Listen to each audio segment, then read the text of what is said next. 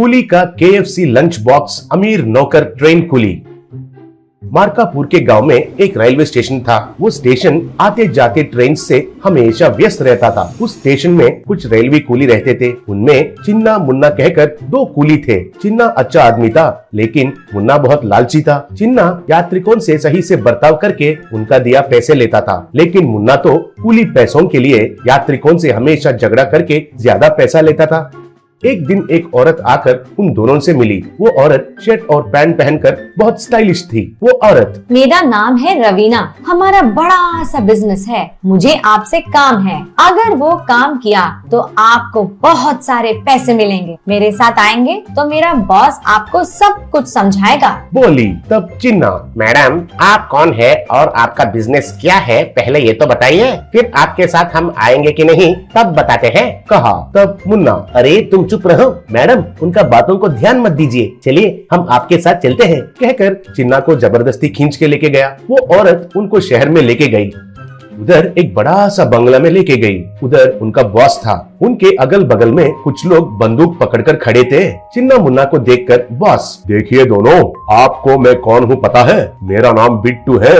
मैं माफिया का एक बड़ा सा डॉन हूँ। ये बड़े बड़े वालों को धमकी देकर पैसे वसूल करना, सोना और हीरो का स्मगलिंग करना हमारा बिजनेस है, कहा। तब चिन्ना, नमस्ते बिट्टू सर, मैडम ने कहे थे कि आप कुछ बिजनेस कर रहे हैं कहकर, हमें क्या करना है बताइए सर, कहा। तब बॉस, बहुत सिंपल है, हमारे आदमी सूटकेस में सोना और हीरो को लाकर आपके गांव का रेलवे स्टेशन में आपको देते हैं। आप उनको स्टेशन के बाहर रहने वाले हमारे आदमियों को देना होगा, बस उतना ही है। ऐसा करेंगे तो आपको महीने के लिए 1 लाख रुपए देता हूँ, करेंगे क्या, पूछा। तब चिन्ना, सर ये तो कुछ गलत मामला जैसा लग रहा है, अगर हमें पुलिस लोग पकड़ेंगे तो हमारा हालत क्या है, पूछा। तब बॉस, आपको किसी से डरने की जरूरी नहीं है। अगर आपको पुलिस पकड़ेंगे तो आपको हमारा लॉयर छुड़वाएगा, आपको कुछ नहीं होगा, कहा। लेकिन फिर भी चिन्ना, लेकिन सर, कहकर भड़का रहा था। तब मुन्ना, अरे तुम चुप रहो रे, तुम्हें पैसों की कितना जरूरी है मुझे तो पता है।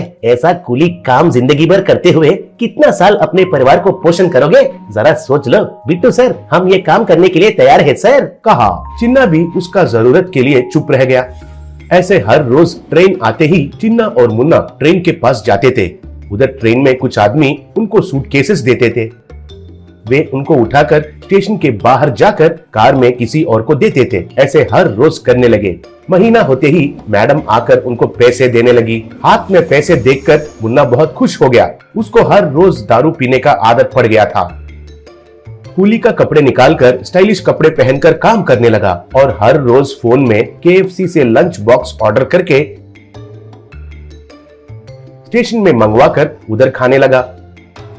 चिन्ना तो घर में पैसे देकर उनका जरूरतें पूरे करके और वैसे ही कुली जैसा रह गया। स्टेशन में उनका लाया लंच बॉक्स खाता था। एक दिन जब दोनों खा रहे थे तब चिन्ना, देखो मुन्ना, तुम तो कुछ ज्यादा ही कर रहे हो, नहीं तो हर रोज केएफसी से ये लंच बॉक्स मंगवा कर खाना क्या है और ये कपड़े क्या है। अगर तुम ऐसे ही करते रहोगे तो लोगों को तुम्हारे ऊपर शक आएगा, कहा। तब मुन्ना केएफसी लंच बॉक्स खाते हुए, तुम चुप रहो रे, पैसे रहकर भी तुम्हारे जैसे कंजूस बनकर जीना मुझे पसंद नहीं है। कोई भी कुछ भी समझने दो, लेकिन मैं ऐसे ही रहता हूँ। तुम भी तुम्हारा दरिंदर से बाहर निकलो जल्दी, कहा। एक दिन ट्रेन आया। ट्रेन में कुछ लोगों के पास सूटकेसेस लिए।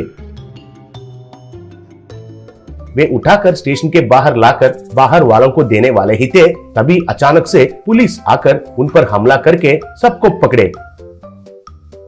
चिन्ना और मुन्ना दोनों को पकड़कर खूब पीटे। ऐसे ही मुन्ना से, देखो मुन्ना, आजकल तुम्हारा व्यवहार में थोड़ा बदलाव मैंने गौर किया था, इसलिए तुम्हारे ऊपर एक नजर रखा था, तभी उस बिट्टू के गैंग के बारे में पता चला, कहा। ऐसे वे सब जेल में चले गए।